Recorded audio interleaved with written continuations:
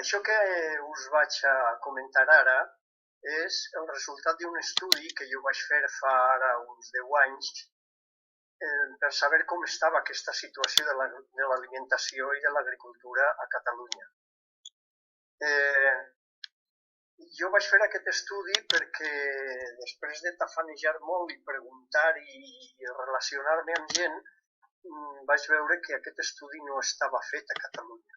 A Catalunya no hi havia un estudi de quines possibilitats tenim de practicar una certa dieta o si la dieta que fem ja és bona.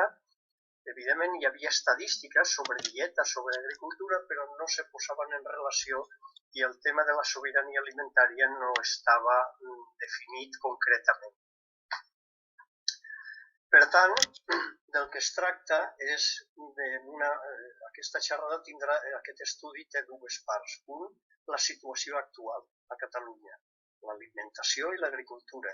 I un altre, segons les conseqüències d'aquesta primera part, doncs és una situació proposada sobre quina alimentació ens convé i si amb aquesta alimentació és possible practicar l'alimentació a base de productes obtinguts aquí a Catalunya.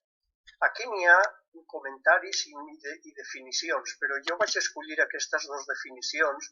Una, la primera, que és de la Conferència del Mil·lenni al Mali el 2007, que és una conferència internacional que es va fer sobre aquest tema i que defineix la sobirania alimentària com un dret dels pobles a aliments nutritius, aliments coneguts per ells, produïts d'una manera sostenible, ecològica i, sobretot, és no solament el dret a tenir això, sinó el dret a decidir el seu propi sistema alimentari i productiu. És una definició bastant completa i que jo la complemento amb aquesta altra, que és de la xarxa de consum solidari, que és una entitat d'aquí de Catalunya que practica l'alimentació ecològica. I aquí diu que sí, que és el dret d'un poble a garantir la pròpia alimentació de manera suficient, sana, segons les seues tradicions culturals i d'acord amb els mercats locals. És a dir, aquí s'ha de decidir què vol menjar un poble i on s'han de produir els aliments de la dieta que vulguin practicar. O sigui, això és el que s'ha de tenir en compte com a sobirania alimentària. Per tant, el que anem a veure ara és com està ara l'autoproveïment d'aliments a Catalunya. I per tant, anem a estudiar quina dieta es fa ara a Catalunya i quina agricultura es practica ara a Catalunya. La situació actual de la dieta. Això són, com veieu aquí a la part baixa de la taula, en base a estadístiques del Departament d'Agricultura, Alimentació de Catalunya, de la Generalitat, i són dades del 2010. Aquí veieu els grups d'aliments, aquí a l'esquerra, són 6 grups d'aliments, i després en la segona columna n'hi ha el consum diari per persona, en grams. Les altres dues columnes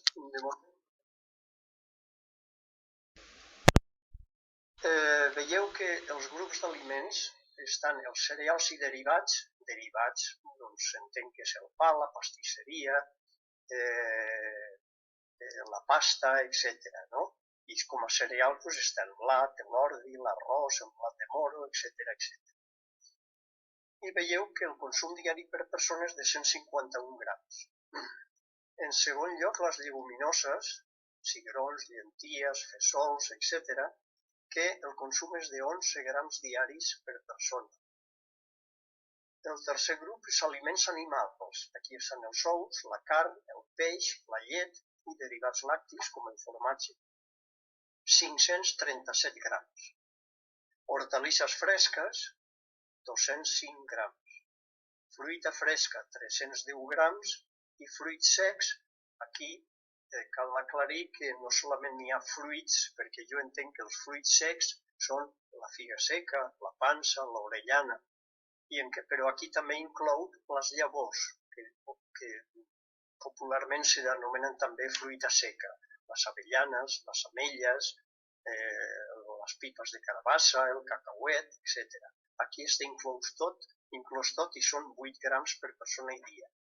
Fixeu-vos que hi ha una quantitat enorme d'aliments animals, més de mig quilo diari. Fixeu-vos que això suposa, per exemple, consumir llet i mantega, per exemple, per esmorzar, consumir al migdia carn, consumir a la nit peix, consumir llet per berenar i formatge doncs, en qualsevol moment. O sigui, pràcticament tot el dia l'aliment principal són els aliments animals.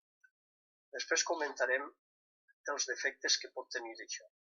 Hortalisses, veieu que cereals se consumeixen una quantitat més aviat feble, però està mitjanament bé, 151 grams, en canvi de lleguminoses 11 grams. Això suposa aproximadament una cullerada de llenties seques, després cal coure-les, una cullerada al dia. És una quantitat que evidentment és pràcticament ridícula.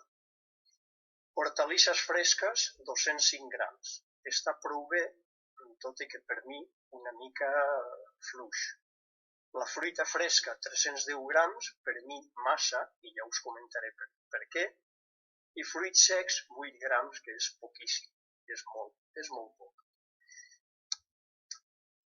Passaré a la següent diapositiva.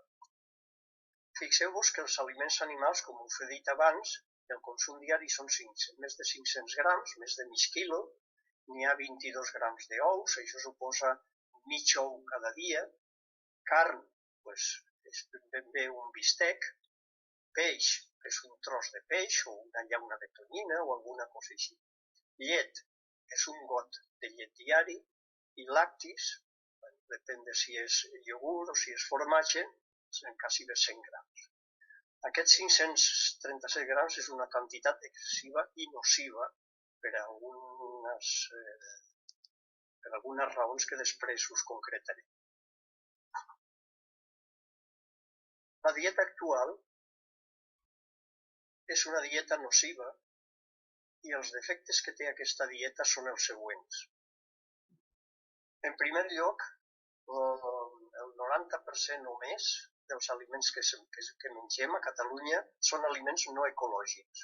És a dir, que són aliments que estan contaminats per adobs minerals sintètics i pesticides sintètics.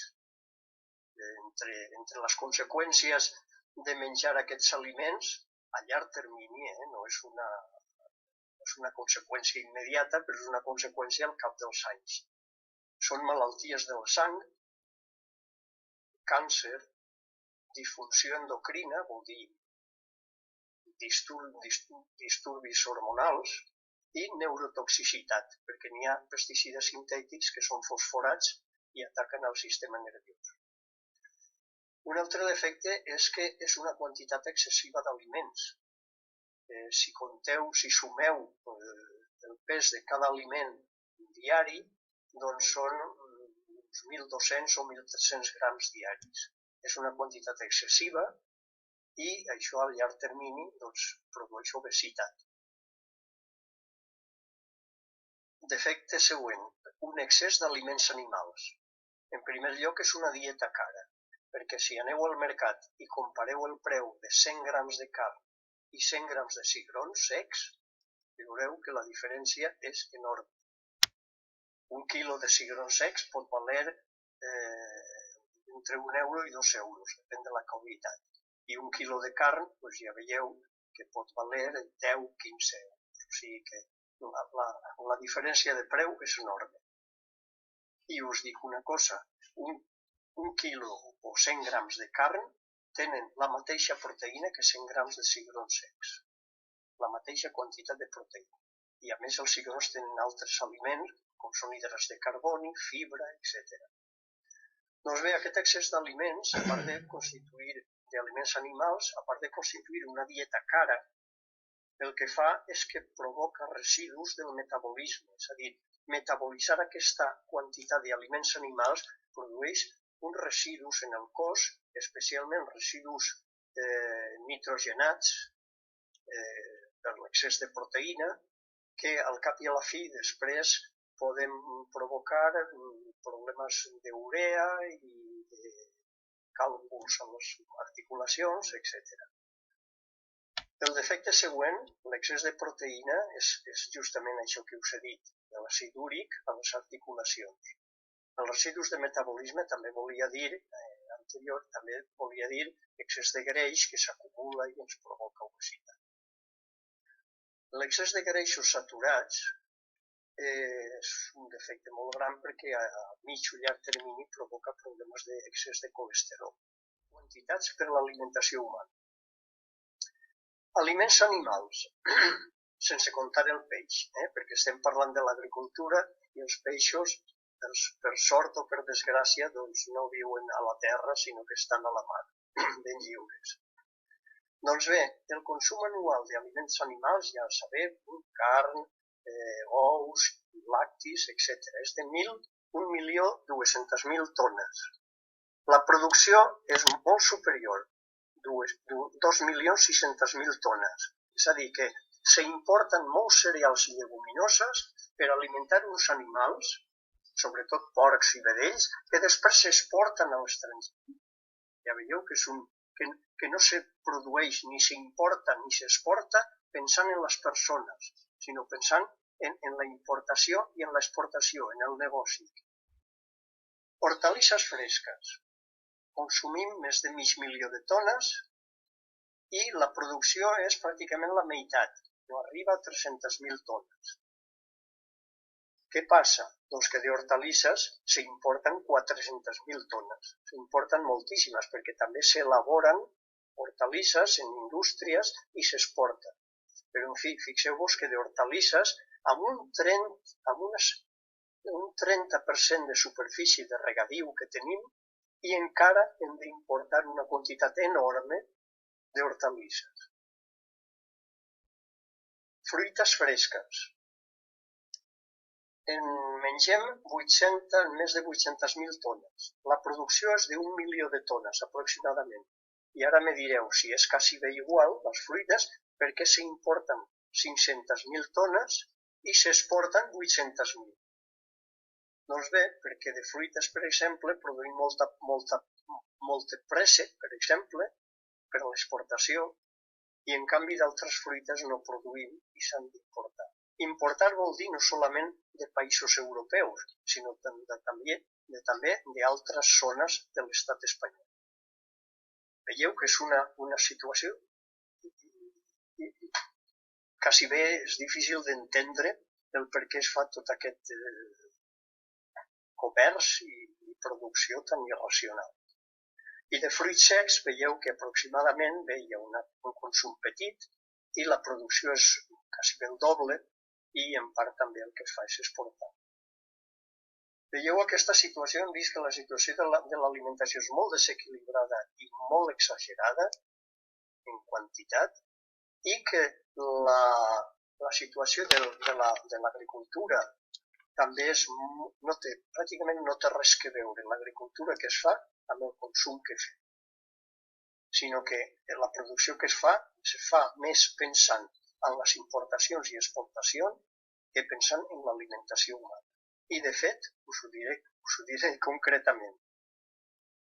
De tot el que mengem els 7,5 milions de catalans,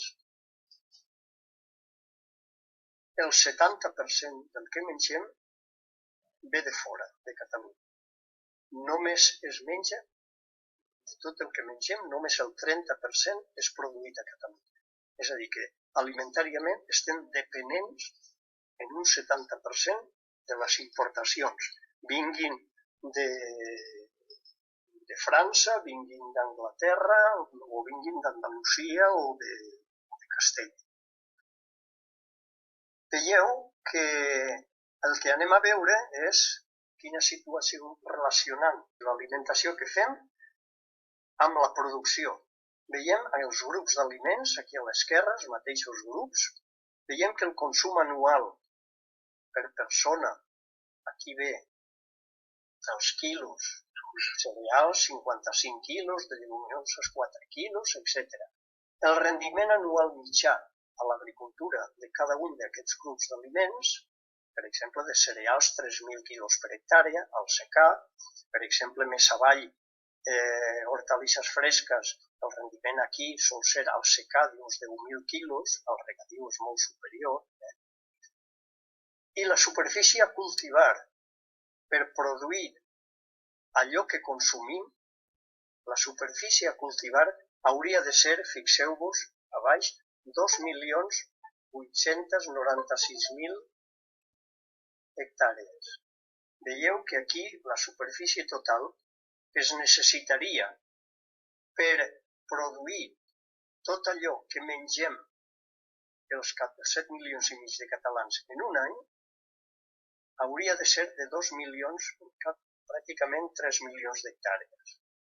Si recordeu, la superfície de secà era de 800.000 hectàrees, però si contem el regadiu, que eren pràcticament 1.400.000 hectàrees. Veieu que la superfície necessària és el doble de la que tenim a Catalunya. Quasi 3 milions en lloc de les que tenim, que és 1.400.000, amb la conversió del regadiu en hectàrees de secà. Ja veieu que el que mengem, amb el que mengem, és impossible practicar l'autoproveïment. És a dir, és impossible practicar la sobirania alimentària. Estem molt dependents de les importacions d'aliments bàsics, des de cereals fins a fruita, hortalisses, lleguminoses i aliments animals.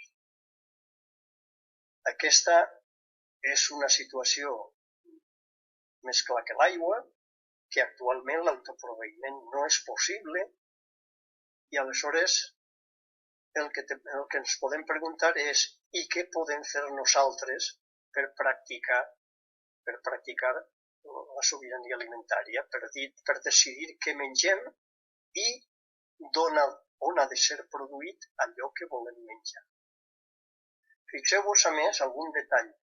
Per produir el que actualment se produeix a Catalunya, quasi 1.400.000 tones de porcí, de porc, caldria 1.800.000 hectàrees de secà. I tenim en compte que a Catalunya n'hi ha 841. És una situació que fa pensar i per què es produeix tant porc? Doncs ja ho som, per l'exportació. Fixeu-vos, a més, tota aquesta enorme producció animal que exigeix, perquè hi ha un concepte que es diu l'eficiència de la producció animal. És a dir, quants quilos de proteïna vegetal, que és el que menja un porc,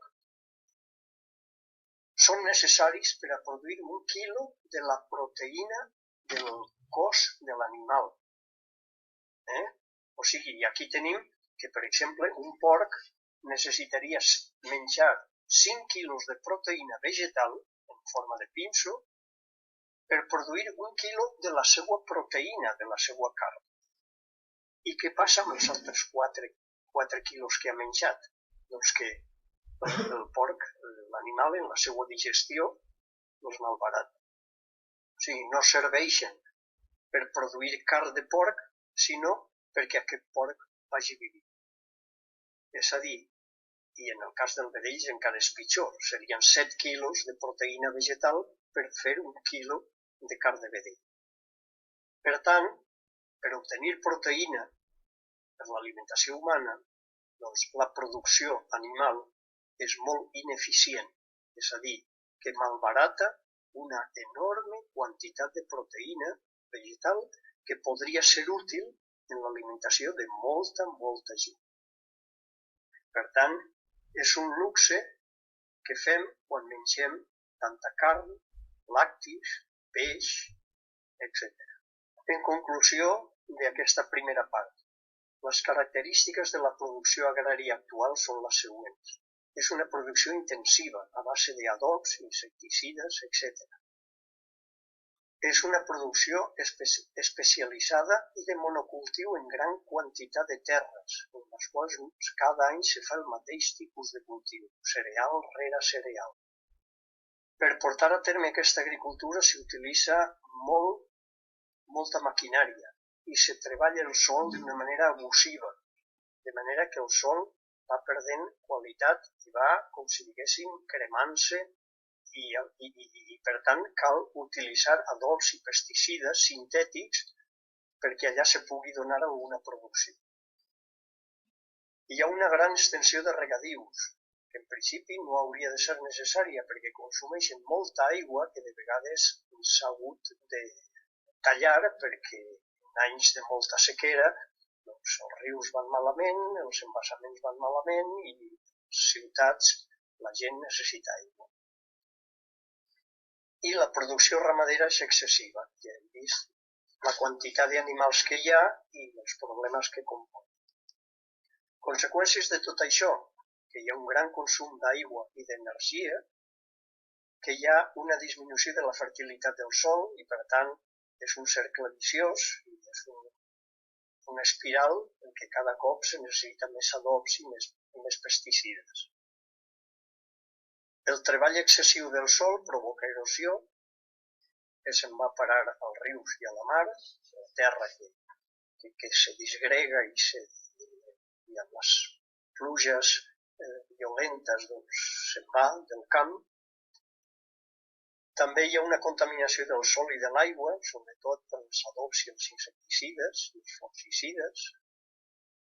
I hem vist que, com hem vist en la comparació entre alimentació i producció i importacions i exportacions, doncs hi ha una gran dependència de l'exterior, tant en l'alimentació com en l'agricultura. Bé, aquesta és la situació que tenim, que hi havia fa 10 anys i que ara pràcticament ha canviat molt poc.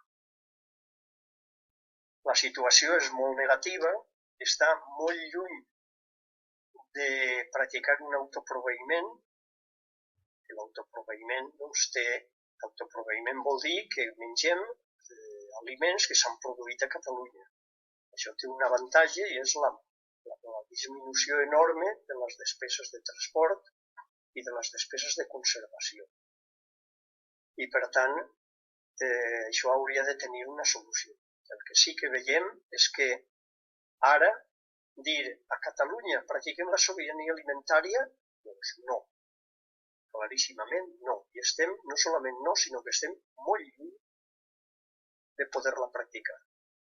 La podrà practicar algunes persones, però en conjunt dels 7 milions i mig, impossible. I aquí no compto el turisme, perquè es tracta de l'alimentació de la gent que vivim aquí. La proposta que jo vaig pensar, anem a canviar l'alimentació, tenint en compte que l'excés de produccions d'aliments animals requereix moltíssima terra i molts mitjans, vaig a fer una proposta que a més sigui una alimentació, una dieta equilibrada, saludable. I per tant, aquesta dieta, a veure què passa. Aquesta dieta que jo proposo i que després la veurem concretada, és una dieta equilibrada i diversa. Més diversitat d'aliments i més equilibri entre energia, proteïna, greixos, fibra, etc. Aquesta dieta és una dieta amb aliments ecològics i integrals. Per què ecològics? Perquè és més saludable per les persones i més saludable per la terra. Conserva la fertilitat del sòl. Ara, que els aliments ecològics són més cars, això ho comentarem després. Un dia de la setmana menjar un bistec de 100 grams, un altre dia menjar un tros de peix de 100 grams i 2 dies a la setmana menjar un ou cada dia. Això pràcticament és el que jo proposo i pràcticament és el que jo practico. En hortalisses veieu que també l'oscil·lació és entre 200 i 400 grams diaris i la fruita fresca també té una oscil·lació de 60 a 150 que vol dir una o dues peces de fruita, segons que siguin mandarines o que siguin taronges, que són molt més grosses. Llavors, 20-30 grams, que és un grapat de la mà, d'ametlles, avellanes, etc. Hi ha altres aliments que també són recomanables, però ja d'una manera són més estranys a l'alimentació, que són les algues i els fermentats, com el xucrut o el tem. Això són una mica excepcionals, però són molt bons aliments. I també és recomanable, també s'ha d'indicar que alguns aliments només s'han de menjar d'una manera ocasional i en petita quantitat. No és que siguin dolents, però en petita quantitat és millor. Làctics, dolços i greixos. Aquesta és la dieta una mica matisada entre màxim i mínim del que jo proposo. I ara anem a veure quina proposta faig jo per una agricultura que es pugui satisfer la dieta saludable. Una dieta per veure si és possible produir tot el que mengem amb la dieta que abans hem comentat. Aquesta agricultura que jo proposo és una agricultura ecològica. Per què? Perquè és més sana per les persones i per la terra. Conserva molt la fertilitat del sòl i conserva la nostra salut sense administrar amb els aliments insecticides i adobs que són perjudicials. És una agricultura molt diversificada, lluny d'aquell monocultiu de cereals que havíem vist que està en l'agricultura actual. Aquí veieu una fotografia d'una finca del Bages, que veieu és una finca petita però que té moltes parcel·letes i va fent de tot. Fa absolutament de tot. Hortalisses, fa fruiters, fa cereals, fa farratges, té un parell de vaques i alguns pollastres. Té una mica i fins i tot alguna vinya i fa una mica de vi. És a dir, això no té per què ser cada finca un mosaic d'aquest tipus, però sí que és bo que tota finca pugui practicar unes rotacions raonables i que no faci monocultiu en tota la finca o en una gran part de la finca d'un sol cultiu. També és una agricultura basada en el secà i cal dir-ho que no s'ha d'excloure el regadiu, però jo per al càlcul de la superfície que seria necessària m'he basat en que el cultiu serà tot de secà per veure quina superfície seria necessària. Doncs mireu, la superfície necessària per a poder autoproveir-nos amb la dieta que hem vist proposada, la dieta saludable, s'ha de tenir en compte la ració anual per persona, aquí en la segona columna, que és la que ja hem vist abans. La proposada és la dieta, com diu aquí, la dieta saludable. Tinc en compte el rendiment anual mitjà al secà, quilos per hectàrea, i en conseqüència tinc que per obtenir tots els cereals integrals que necessitem els 7,5 milions de persones, com veieu en l'última columna, serien necessàries 182.000 hectàrees de secà. Per obtenir les lleguminoses de gra per la dieta, serien necessàries unes 200.000 hectàrees de secà. Per obtenir, per exemple, els ous i la carn, perquè aquí no entra el peix, no entra el peix perquè estem parlant de productes de l'agricultura, no perquè no puguin entrar en la dieta. Els ous i carn, per la ració que jo he proposat com a mitjana de 11 grams per dia i per persona, serien necessaris 165.000 hectàrees. Per què? Per produir els farratges i els aliments de pollastres, de porcs, vedells, etc. Les hortalisses, amb una ració anual per persona, veieu aquí, de 110 quilos anual. Aquí ja està la dieta anual, la ració anual, per poder calcular el rendiment anual també, que són d'hortalisses de 1.000 quilos al secà per hectàrea, doncs 82.000 hectàrees. Fruiters de fruita dolça, 33.000 hectàrees. i fruiters de llavor seca, 168.000 hectàrees. El total de la superfície de secà necessari per produir tots els aliments de 7 milions i mig de persones amb la dieta saludable que jo proposo, el total de superfície de secà seria d'unes 800.000 hectàrees. Recordeu quina era la superfície de secà, la superfície total de Catalunya? Doncs era 841.000 hectàrees. I jo, si me voleu creure, us dic la pura veritat, jo això no ho he amanyat. Això jo m'ho vaig trobar després de fer la dieta i després de fer el càlcul de l'agricultura necessària, de la superfície necessària. Me vaig trobar que pràcticament teníem 840.000 hectàrees a Catalunya i per produir els aliments de la dieta saludable ens farien falta 834.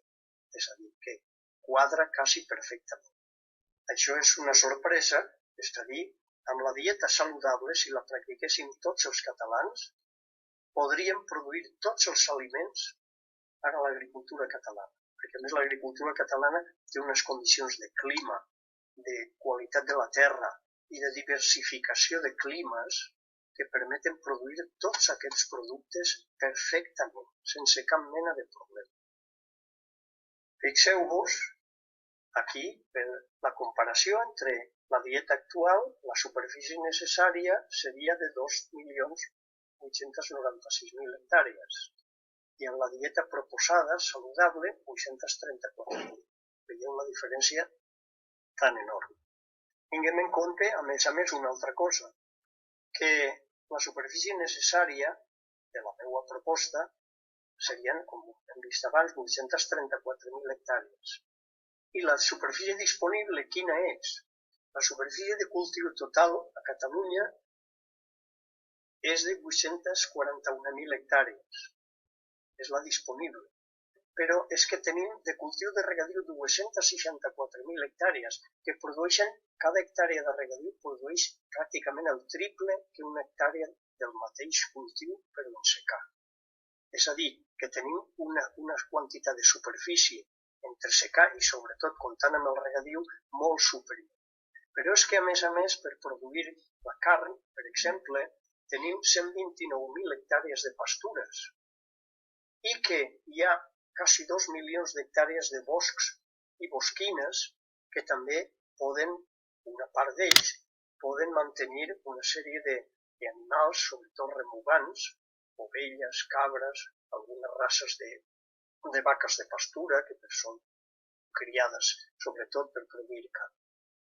És a dir, que fixeu-vos que no hauríem de tenir cap problema, fins i tot ens sobrarien terres o productes que podríem exportar-los o mantenir-los en reserva d'un any per l'altre, per si de cas algun any de sequera els rendiments disminueixen.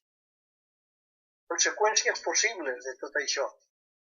Si s'apliqués la proposta meua, hi hauria una gran reducció de la ramaderia intensiva i sense terres, que sobretot són cria de vedells i cria de porcs. I també l'exportació de carn se reduiria molt.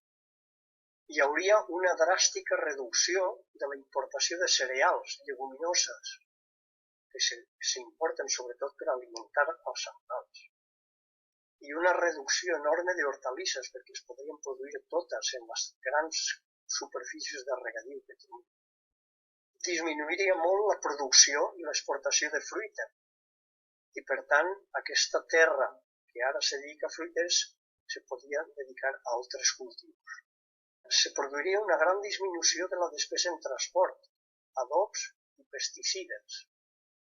Per tant, amb l'agricultura ecològica i de proximitat, la reducció dels costos de cultiu seria molt important. Tingueu en compte que un dels capritxos de la dieta actual és allò que us he dit que, per exemple, tenim taronges tot l'any, sense pensar que moltes d'aquestes taronges que ens arriben a l'estiu venen, per exemple, de Xile. I de Xile, les taronges, en grans frigorífics, en vaixells, se passen un mes.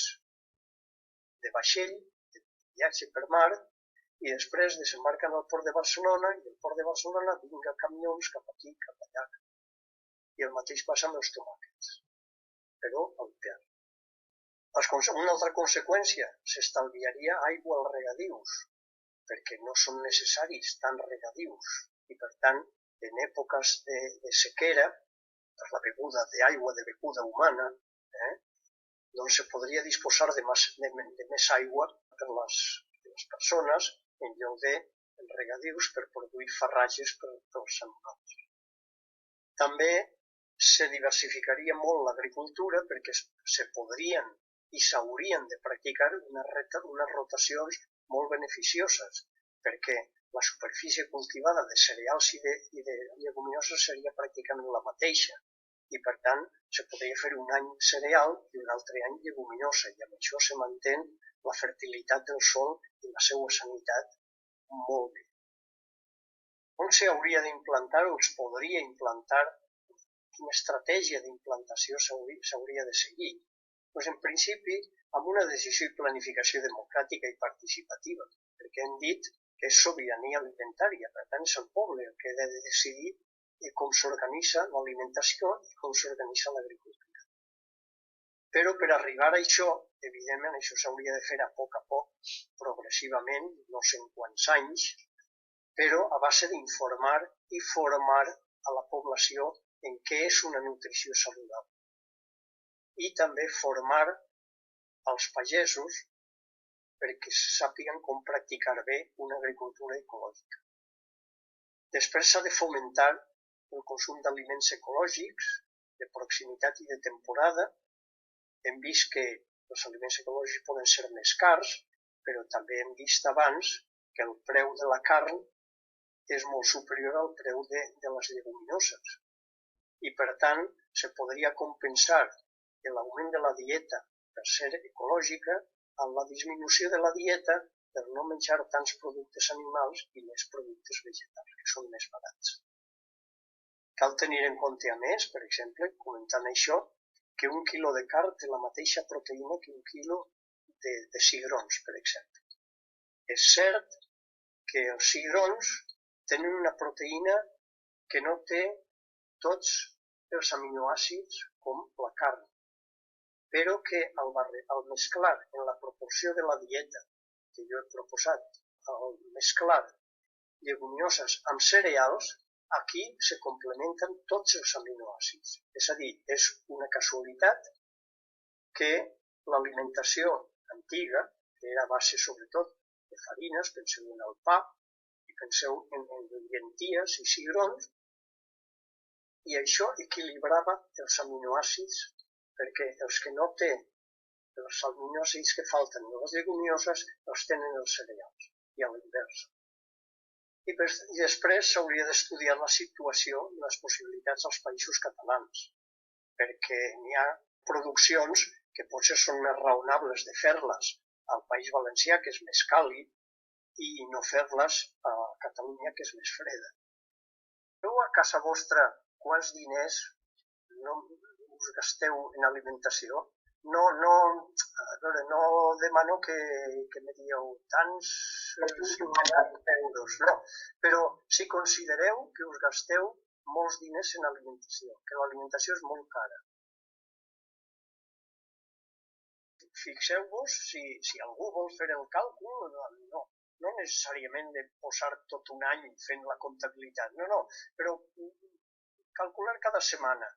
Quan us gasteu en aliments animals? Suposem que us gasteu, que compreu un quilo de carn cada setmana. Compareu el preu d'un quilo de carn amb el preu d'un quilo de cigrons. Compareu-lo. I encara que sigui ecològic, jo us dic, perquè jo faig una alimentació que sé jo en un 80% d'aliments ecològics, a través d'una associació que tenim aquí al Berguedà, que es diu La Pellofa, i els cigrons ecològics valen al voltant de 2 euros el quilo, més cars que els cigrons del mercat, que no són ecològics. Però bueno, 2 euros el quilo. I ara penseu quan val un quilo de carn de porc, per exemple. us diré segurament segons quines peces del porc, però una mitjana segurament no baixarà dels 10 euros o 8 euros, depèn. Doncs fixeu-vos, són 5 vegades més. I això que els cigrons són ecològics. Si no són ecològics, es pot optar per una alimentació que no sigui ecològica, doncs els cigrons no sé si passaran gaire de l'euro, del quilo.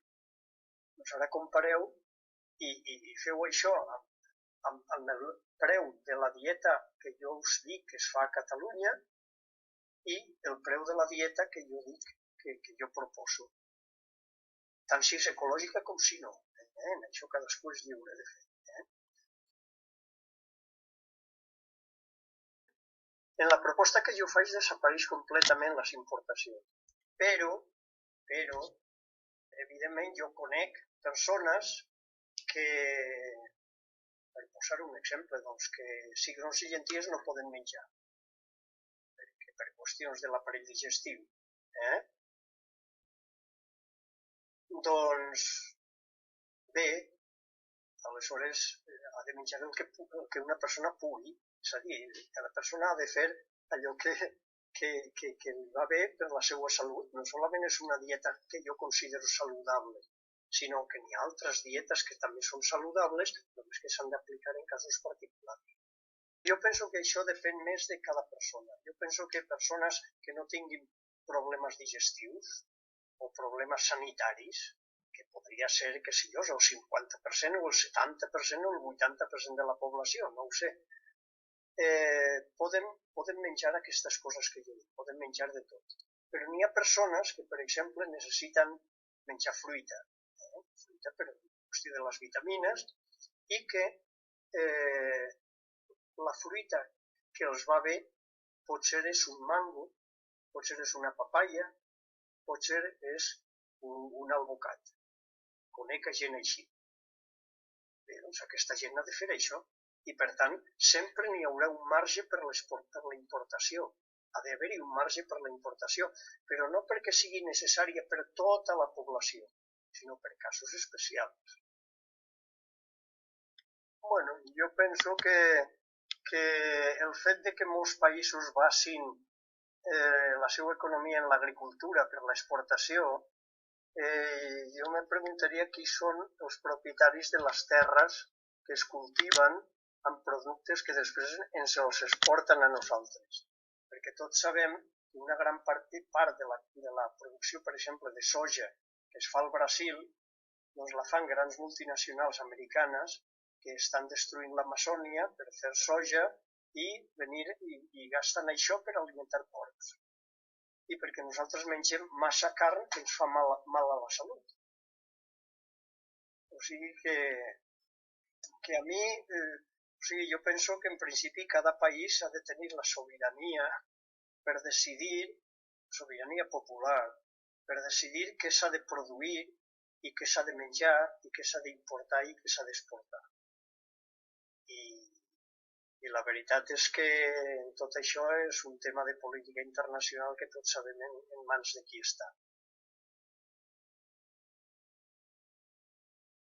Jo penso que si l'administració, la Generalitat, el Departament d'Agricultura intervé convençudament, en primer lloc cal convèncer. I convèncer al mateix temps al que menja i a l'agricultor que produeix. Perquè clar, això ha d'anar coordinat perquè no hi hagi un boom de demanda d'un aliment i que l'agricultura no s'hagi decidit a produir això. Ha d'haver-hi una coordinació i això és lent. Això ha d'anar a poc, s'ha d'anar compensant una cosa en l'altra, posant els nivells, si pot ser, aproximadament a la mateixa altura. Evidentment, n'hi haurà, segons el propietari de les terres, n'hi haurà gent que no voldran fer això. Jo penso que, en principi, no se'ls pot obligar. Pensem que, de la mateixa manera que la sobirania alimentària la decidim nosaltres, penseu que no hi ha a la sacrosanta entre cometes, Constitució espanyola, doncs no n'hi ha res que prohibeixi menjar el que vulguis. No n'hi ha res que prohibeixi a un pagès cultivar el que vulgui. Per tant, la sobirania alimentària és possible, perquè depèn de la voluntat dels que mengem i dels que cultiven les terres. I aquí l'administració té un paper fonamental. Jo sí que te puc dir que des que jo vaig fer aquest estudi fa 10 anys, jo no he rebut cap comunicació ni que m'hagi mostrat cap interès l'administració central del Departament d'Agricultura. He comptat amb l'interès d'algunes oficines comarcals, on jo he anat a fer xerrades. Però de l'administració central no he rebut cap notícia, cap comentari, ni cap felicitació, ni cap discussió de les propostes que jo feia, que no les... Res. Ara, si l'administració agafés en les seues mans portar a terme això amb el ritme que pogués i si ha de ser a 10 anys, a 10 anys, i si ha de ser a 30 anys, a 30 anys, per arribar a aquesta situació de la meva proposta, que és molt total, molt completa. És un horitzó quasi, diguem, entre cometes utòpic. Però l'utopia serveix per anar caminant cap a ella. I per tant, això depèn dels mitjans que posis, que no haurien de ser necessàriament mitjans econòmics, mitjans de persuasió, de convenciment, d'organització de mercats, etc. I ara una pregunta, també l'última que tinc, que em diu, el pa l'hem d'incloure dins els derivats de cereals? Sí, i tant. I tant, i com sabeu, doncs hi ha pa blanc i pa moreno. O té un paper més important en la dieta? Com? Em diu això, s'ha d'incloure dins el que tu deies dels derivats dels cereals o té un paper important dins la dieta que hem de... No, o sigui, el pa és un derivat dels cereals, evidentment. Allà on posa cereals, em sembla que en algun lloc ho posa cereals i derivats. Ho posa pa, sèmoles, etc. No? Sí, és un cereal 100%. 100%. Bé, doncs, si no hi ha cap més pregunta, agrairíem perquè... Jo volia fer una pregunta. Digues. Bueno, primer, merci perquè m'ha agradat molt l'exposició. Llavors, crec que tenim molta feina, no? Crec que hem de fer moltes renúncies a nivell de l'alimentació i perquè a hores d'ara és un privilegi, no? Menjar tanta carn cada dia, cada setmana. Però a part d'això, crec que amb el tema del canvi climàtic, d'aquí poc encara serà més privilegi, no? Jo crec que el tema d'alimentació, amb com afecta el canvi climàtic a la terra, no? Amb el cultiu i tot,